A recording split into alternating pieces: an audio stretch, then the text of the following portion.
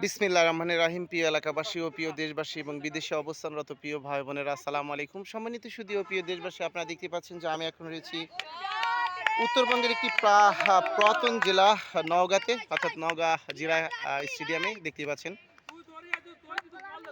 Bangladesh cricket board কর্তৃক বিভাগীয় পর্যায়ে ইয়ং টাইগার্স অনূর্ধ্ব 14 জাতীয় ক্রিকেট টুর্নামেন্ট 2025 এবং 26-এ দেখতে পাচ্ছেন চাপায়ের যে অনূর্ধ্ব 14 যে জেলা টিমটি নিয়ে এসেছেন চাপায়ের কৃতি সন্তান।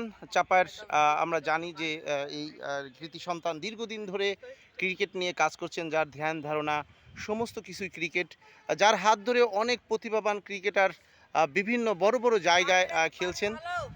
সেই পান্না ভাই আমার সামনে দেখছেন, ক্যামেরার সামনে দেখতে পাচ্ছেন সমস্ত খেলোয়াড়বৃন্দ।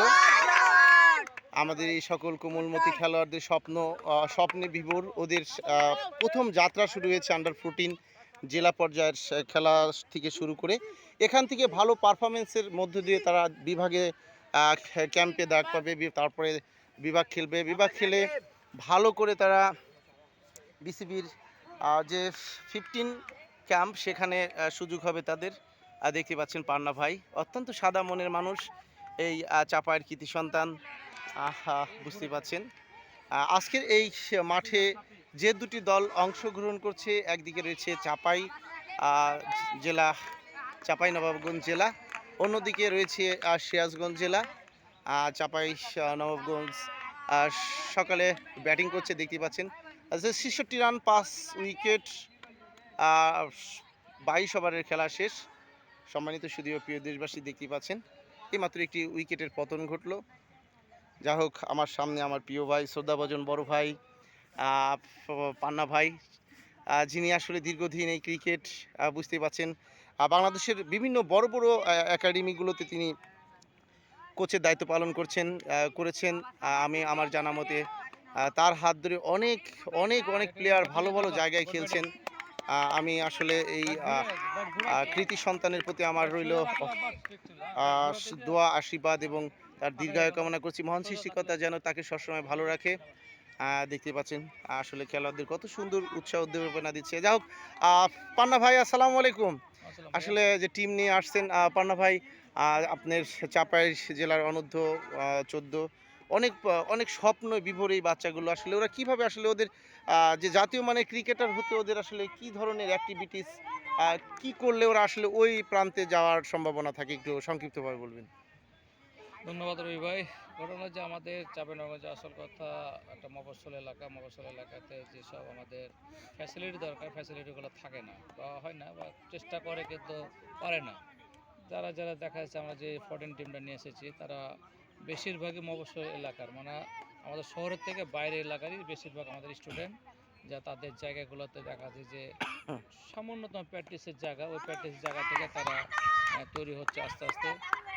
চেষ্টা করছি আমিও তাদেরকে সপ্তাহে সময় একদিন করে দেওয়ার জন্য। উপজেলাগুলোতে সপ্তাহে সময় দিচ্ছি একদিন করে। ওখান থেকে আমার কিছু দেখা যায় একটা নাচলে উপজেলা আছে, ওই জায়গায় করি একদিন করে সপ্তাহে। ওই উপজেলায় আমি 4টা 14 প্লেয়ার আমি বাছাই করে পেয়েছি, ভালো। আলহামদুলিল্লাহ। হ্যাঁ, আলহামদুলিল্লাহ। এবং আরও বিভিন্ন উপজেলাতে যদি আমি টুডে টু মোড়ে যদি আমি একটু কন্টিনিউ কাজ করতে পারি, তা আশা করি আরও কিছু খেলার আমরা উঠে নিয়ে আসতে পারবো। আর অনূর্ধ্ব 14 বুঝতে তো পারছেন যে সব বাচ্চারা আসলে তো সব লাজুক, মানে বাড়ি থেকে তো আগ্রহ কম থাকে অনেকের।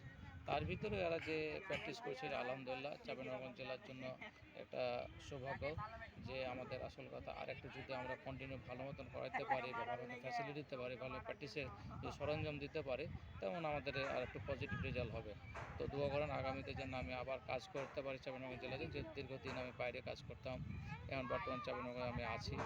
জানি না কতদিন আবার চাঁপাইনবাবগঞ্জে থাকবো, মনে হয়তো আমার তো আবার বাইরে তো ডাক দিচ্ছে ঈদের পর যাওয়ার কথা, যাবো কিনা জানি না। আর এদিকে যদি আমার চাঁপাইনবাবগঞ্জে যদি আমার কাজটা যদি হয়ে যায়, আল্লাহ দিলে যদি দোয়া করবেন আমি যে কাজটা করতে পারি, করলে আমরা চাঁপাইনবাবগঞ্জ আমি আশা করি চাঁপাইনবাবগঞ্জ জেলার জন্য আমি আমার কথা ক্রিকেট টুর্নামেন্টের জন্য আমি এখানে থাকতে চাচ্ছি। হ্যাঁ, তো আগামীতে যেন আমি এর থেকে আরও ভালো কিছু কোয়ালিটিফুল আমরা প্লেয়ার তৈরি করতে আমার জন্য দোয়া করবেন। ধন্যবাদ আমাদের চাঁপাইনবাবগঞ্জের কৃতি সন্তান পান্না ভাইকে। আমরা চাই চাঁপাইনবাবগঞ্জকে তিনি যেভাবে আসলে সার্ভিস দিচ্ছেন, ক্রিকেটে যেভাবে আসলে তিনি এই বাচ্চাদেরকে ক্রিকেটার তৈরি করতে, জাতীয় মানের ক্রিকেটার তৈরি করতে যে কাজগুলো তিনি করে যাচ্ছেন, আমরা চাই যে তিনি নবাবগঞ্জে সঠিকভাবে তাকে দায়িত্ব দেওয়া হোক এবং সেইভাবে উনি জাতীয় মানের ক্রিকেটার তৈরি করবে। যেহেতু মফস্বল বিভিন্ন এলাকা থেকে তিনি ক্রিকেটের কাজ করছে, এই উদীয়মান ক্রিকেটার তৈরি করছে।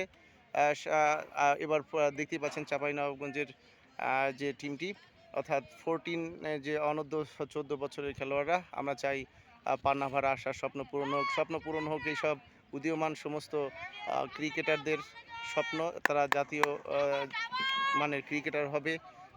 এই আশা ওদের স্বপ্ন, এই আশা এবং স্বপ্ন যেন পূরণ হয়, সেই দোয়া এবং তাদের প্রতি রইল আশীর্বাদ। সম্মানিত সুধী ও প্রিয় দেশবাসী, আমি আপনাদের মাঝে আবারও ভালো কিছু নিয়ে ফিরে আসবেন। আসসালামু আলাইকুম।